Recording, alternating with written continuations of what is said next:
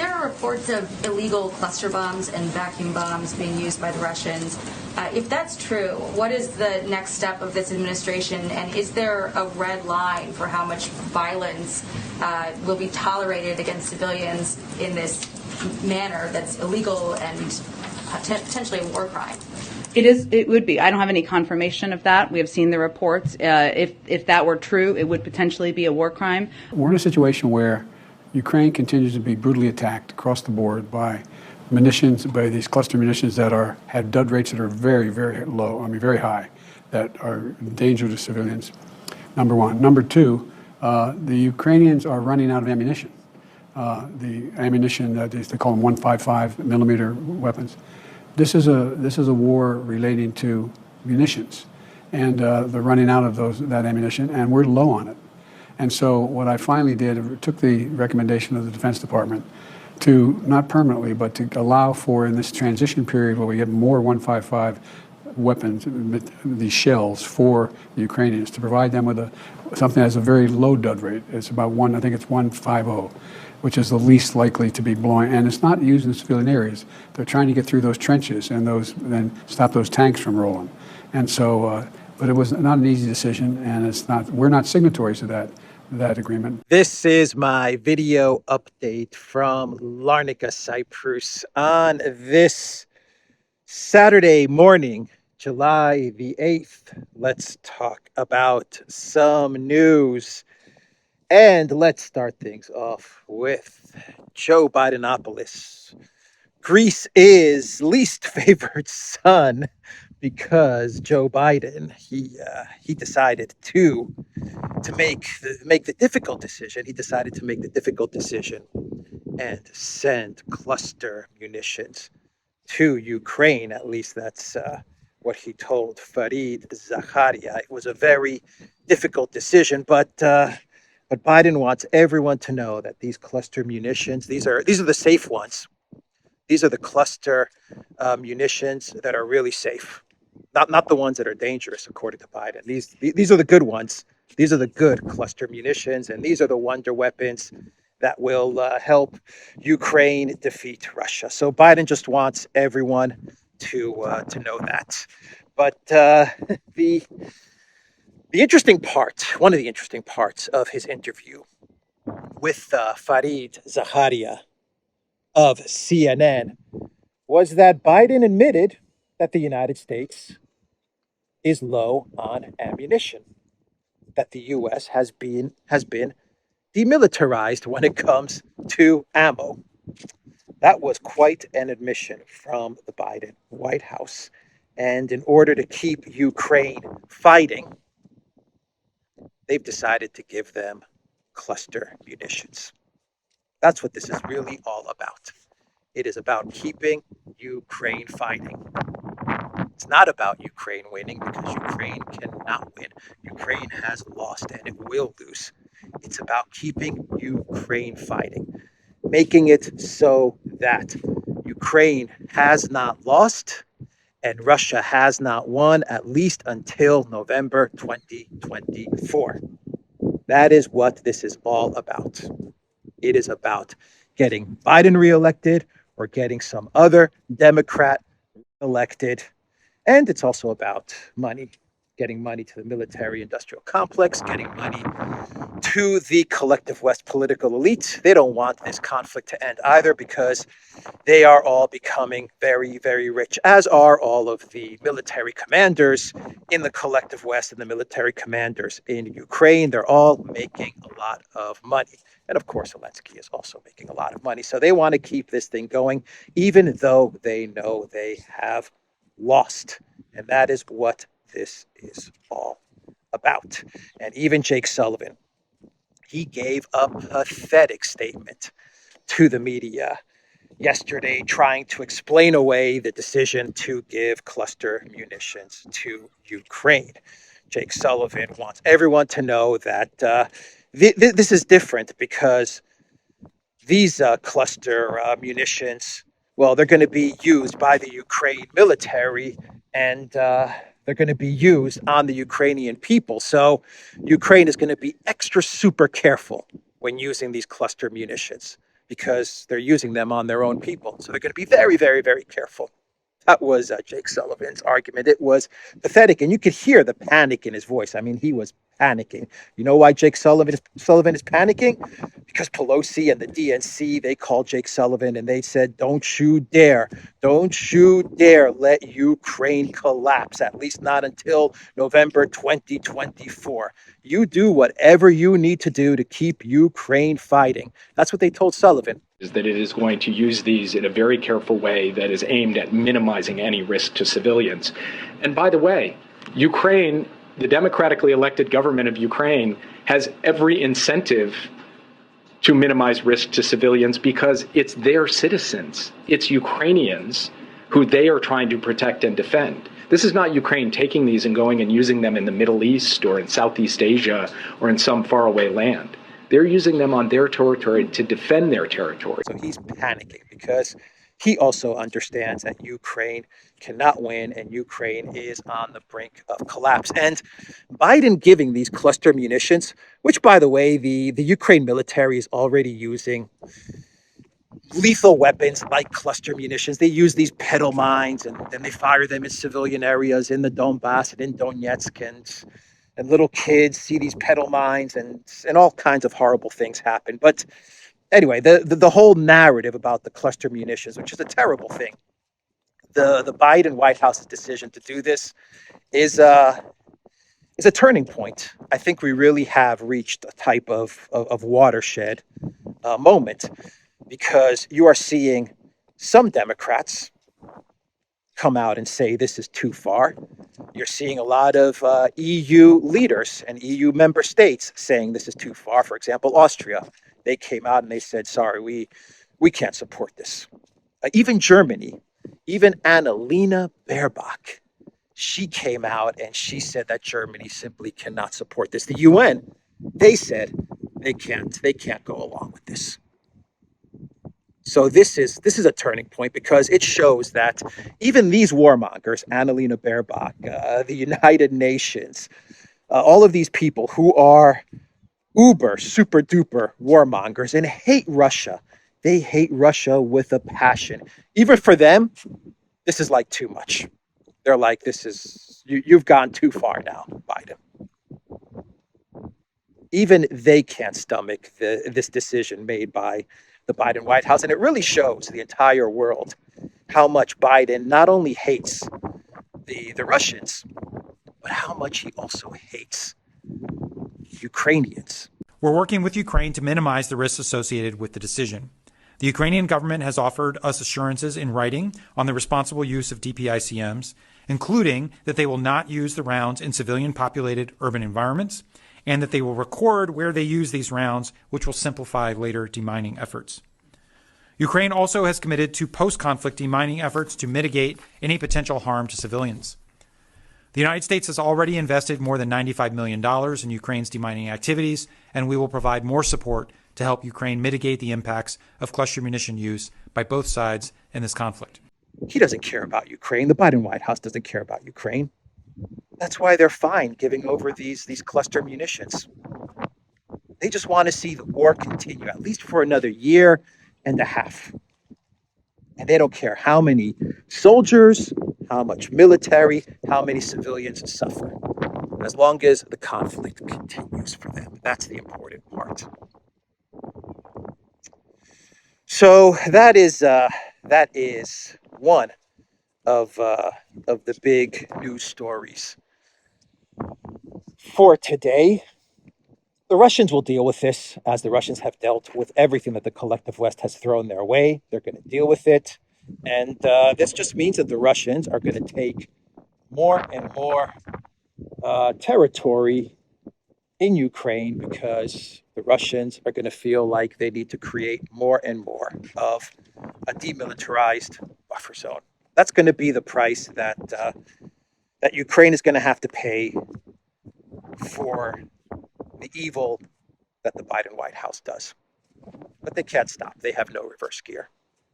They have no reverse gear, and they understand that this conflict has been lost. They understand that, but they want to keep it going. For as long as it takes. Isn't that their mantra?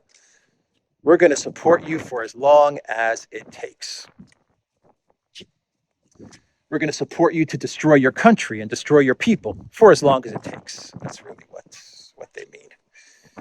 So the other big story that dropped yesterday was the Elensky curse. The Elensky curse strikes again. This time it hit Mark Rutte and the Netherlands. Their government has collapsed. Rutte has resigned. This is all over immigration, and the ruling government, cannot come to an agreement as to how to handle immigration. The Rutte government has been a terrible government, but he's been in power actually since 2010. My God. And he's resigned. He's going to lead a caretaker government until elections are scheduled. And I believe they're saying that elections are going to come about in November, though there are other parties in the Netherlands that are trying to push for elections to happen much sooner. So the Elensky curse, it hits Mark Rutte. Can someone create a meme with remember the Assad must go meme where Assad's like this? He's like got his hand to his ear and he's like, Assad must go. And then it has like Hillary Clinton and Barack Obama and Angela Merkel. And they're like, Assad must go. And, all these leaders have gone, but Assad is still there. Can someone create a meme with like Putin like this, where it says, Putin is fragile? And then it has like Mark Rutte, Putin is fragile, Macron, Putin is fragile, like all of the collective West leaders that have either exited or will exit. All of them that said Putin is fragile. The Putin government is going to collapse, everyone. The Putin government is going to collapse. That's what they were telling us 1 week ago. And now look. The Netherlands has collapsed. France is on the brink of collapse. Whose government is fragile? Oh boy. So that was big news. And that dropped like yesterday evening, my time. And it was like a shock. Rutte's gone. Goodbye, Rutte. Elensky curse strikes again, because if there was one person that absolutely supported Elensky and the WEF and Klaus Schwab, it was Mark Rutte. He's Klaus Schwab's boy. I mean, there's one person that Klaus Schwab considers his favorite son. It's Mark Rutte. And all the damage he has done to the Netherlands and what he's done to the farmers. Don't let the door hit you on the way out, Mark Rutte. But I don't know. Does he have a chance to win again? Can he run again? Is he going to run again? Let me know. People in the comments down below. Is Rutte really exiting, or are we going to see him back in power? So Elensky, he was in Slovakia, and then he made his way to Turkey yesterday, and he met. It's a bit windy. Let's move somewhere where it's not so windy, because I don't have my wind shield, my wind guard on as I'm filming this video. So in Turkey, nothing to really report. They talked about the grain deal. Erdogan did say that Ukraine has the right to join NATO, but all right, whatever. Of course, they have the right to join NATO. That's not a really big statement from Erdogan. And Zelensky, he refused to sign up to Turkey's sponsored peace deal. He's like, no, I don't want any type of peace deal that Turkey is sponsoring. That's about it from the meeting with Turkey. And the meeting with Slovakia, well, they agreed to produce weapons, whatever. Like Slovakia is going to produce weapons with Ukraine. It's ridiculous. Basically, all that agreement is to get the contracts in place, get the money budgeted to give to the military-industrial complex, And no weapons are going to be produced by Slovakia and Ukraine. This is nonsense. But the money is going to absolutely be budgeted and given to the military-industrial complex. That is absolutely going to happen. Less windy here, so let me take a seat right here where the wind is a lot less. For some reason, I'm protected. Not much wind here, so we can do some of the video. Better audio. So Slovakia, yeah. So they got that agreement in place, but that's about it.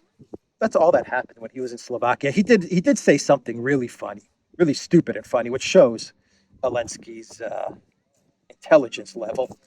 As he was speaking to the media, Zelensky had a really big complaint, right? He was really irked at the fact that so many people in Slovakia want peace, want the ceasefire, and they're supportive of Russia and of Putin. And it really bothered Elensky, and he lashed out. He lost it. And he said, as he was surprised at all the support for Russia, he said that I can't understand where this pro-Russian position comes from. Have you seen people from the US or Europe coming to Russia to want to immigrate to Russia? I've never seen anything like this. And then Elensky, I think he said, wait a minute, let me see. I think he said something about cars as well. He said something like Russia, like the Soviets, they don't build cars. So why are you supporting Russia? I need to find the quote. Oh man, I didn't bookmark it. Give me 1 second. 1 second. Let me see if I can find this quote from Elensky where he talks about cars. The guy is not the sharpest. Here we go. I don't understand where this pro-Russian position comes from. Have you ever seen Americans or Europeans switch to Soviet cars or move to live in Russia? Have you ever seen Europeans or Americans switch to Soviet cars? Цікаво, я просто не до кінця розумію, звідки це йде проросійська позиція. Тобто ви бачили, що Сполучені Штати Америки, щоб люди звідти переїжджали в Росію? Ви бачили, щоб люди з Європи хотіли мігрувати в Росію? Ви це бачили? Щоб вони виходили з європейських автомобілів і сідали на автомобілі радянського зразку? Я просто такого не бачив жодного разу. Жодного. That's what you base your love of a country on, whether they make good cars. I don't understand why people like Putin, why they like Russia. Russia don't make cars. Italy make good cars, good Ferrari. I like Italy because it make Ferrari. And when I do the white sugary stuff and I get in my Ferrari, I go vroom vroom very fast. And this is a super good feeling. This is why I buy many homes in Italy, because they make Ferrari good car.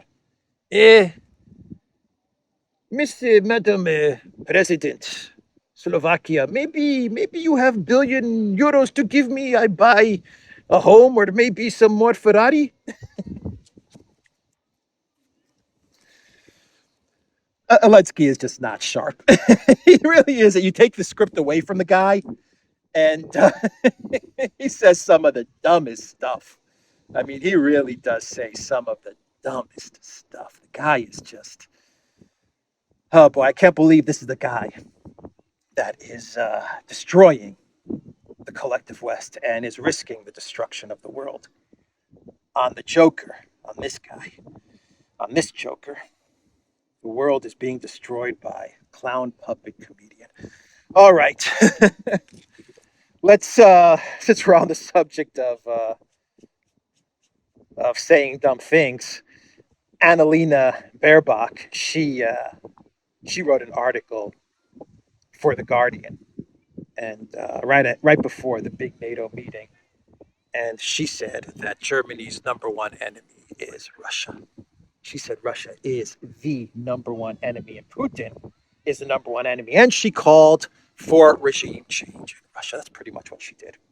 If you believe that Annalena wrote this article in The Guardian, I personally don't believe it, because Annalena has problems with basic arithmetic. How in God's name could she write an entire article? I don't know. But in the article, she pretty much says that that Putin is the cause of all evil, and he must be removed. So my advice to Annalena is, you go first. You go to Moscow and you figure out a way to remove Putin. just nonsense from these collective West leaders. They still have regime change on their brains. What government collapsed, Annalena? What government just collapsed? Was it Putin's? Is Putin's government fragile? I think Germany's government is fragile. I think Germany's government is on the brink of collapse. Elensky curse? It's coming for you, Annalena. It's coming for you, Olaf Scholz, and for you, Habeck. Just wait. The Elensky curse is coming. Coming to a theater near you.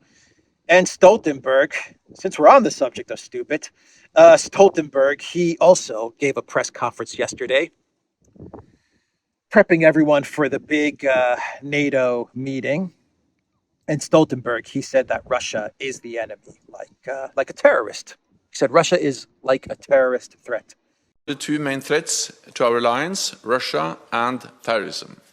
That is what Stoltenberg said. And then Stoltenberg outlined what's to come in the big NATO summit. By the way, Bidenomics is going to give this really big speech, they say, when the NATO summit concludes. And he's going to talk about Ukraine and democracy and stuff like that, because Biden knows a whole lot about democracy, doesn't he? And Stoltenberg, he basically outlined what's coming. And to be quite honest, it's nothing different than what's already being provided to Ukraine. They're basically, NATO's going to basically create a NATO-Ukraine Council, which is just code words for more bureaucracy and more money in the pockets of NATO and these bureaucrats. NATO's going to pledge something like $500 million in cash to Ukraine every year, more money for the political elites and for the big guy and the Elensky regime. NATO said they're going to promise more weapons, which is more money for the military-industrial complex. They said they're going to provide weapons to Ukraine for as long as it takes, and all NATO member states are going to agree to this. More money for the MIC. And the Biden White House said they're going to provide something like Israel-like guarantees for Ukraine, like more money and more weapons to Ukraine. That's basically what they're promising, which, to be quite honest, is no different than what they've been doing for the last year and a half. They're basically going to promise Ukraine what they've been giving Ukraine for the last year and a half, and there's going to be no membership of Ukraine in NATO. That's what Stoltenberg has said. That's what the White House has said. Ukraine is not getting into NATO until after the conflict. But they're going to give Ukraine weapons and money, which is really code for more money into the pockets of the political elite and of the military-industrial complex. This is one big money grab. It's one big grift, and they don't want this thing to end. Of course, Stoltenberg and Baerbock and Ursula and Bidenomics, they don't want this thing to end. This is good business for them. So that's what Stoltenberg said. The White House is saying the same things. Israel-like guarantees, which, okay, whatever. You've already now given them cluster munitions. What's next? You're trying to avoid American boots on the ground because that's going to look really, really bad heading into an election cycle. You're trying to push Poland to send their troops into Ukraine. You're trying to push Romania to send their troops. The Baltic nations, they don't have troops to send to Ukraine, so they're trying to push Poland to send their troops. But the Poland population, they're like, we don't want any of this. This is nonsense. This is ridiculous. We don't want to be at war. This needs to stop. But the Polish government, they keep on flirting back and forth with sending troops to Ukraine. They're actually sending like 1,000 troops and some artillery to the borders of Belarus. The excuse is because Wagner is there. Poland is going to send some military hardware and troops to the borders with Belarus as well. But look, the Biden White House, the neocons would love to send American troops into Ukraine. The American people, they would punish Biden for it. They would punish Biden in a big, big way. They would punish the Democrats in a big, big way if they start sending huge, en masse, huge deployments of American troops into Ukraine. It is not going to play well for the Democrats and for Biden. So they've opted for cluster munitions. Next is ATACMS. What's next? Chemical weapons, tactical nukes. How far is the Biden White House going to take this? Just so they can make it over the November 2024 election mark. That's what they're aiming for. So, what else do I have to talk about before I do a clown world? Elensky is trying to make something happen militarily in Ukraine. He's trying to make something happen in the direction of Artemovsk, Bakhmut, because that's the one area, as I've said on many videos, as Alexander has said, that's the one area where the Russians haven't really had much time to build fortifications, any time to build fortifications. So they're trying to make something happen there so Zelensky can go into the NATO meeting and said, look, I captured 1 kilometer or 2 kilometers or 3 kilometers. Now give me money. That's pretty much what he's trying to do now. But from what I understand, it's just not working. He's not able to make any breakthroughs at all. So that's what he's trying to do on the ground before the big Vilnius meeting. And the AI generated android known as Budanov, he actually came out with a statement and he said that the counteroffensive is going to take 10 months. 10 months, according to Budanov. That's how long this big counteroffensive is going to take. So, this is the marina of Larnaca, but there's another marina all the way down towards that side of the city, and they're building a whole new marina a couple kilometers further down that way. So it's a nice area, some nice boats here. A lot of people are fishing. It's a nice place to come and chill out. It's another really hot day here in Cyprus. So let's do a clown world and we'll wrap this video up. How about this tweet from Kim.com? You all have heard about Facebook's clone of Twitter, right? Threads. Mark Zuckerberg decided that the best thing that his business can do is to copy Twitter. Not to make something new, not to try and innovate, but to clone Twitter. And so that's what he did. And he launched Threads, and Threads is part of Instagram. And it's like connected to Instagram. And that's what's giving Threads its boost in user signups. But Kim.com, he put out a tweet with the logo of Threads. And he says, how to put 666, the number of the beast, into a logo. And he's exactly right. He is so right on that. And Business Insider, they actually have an article where they say users are outraged and trapped after realizing you can't delete Meta's new Threads app without deleting Instagram too. So basically, the whole Threads business model, its user registration model, is to just take everyone from Instagram and port them over into Threads. That's it. And they started censoring on day one.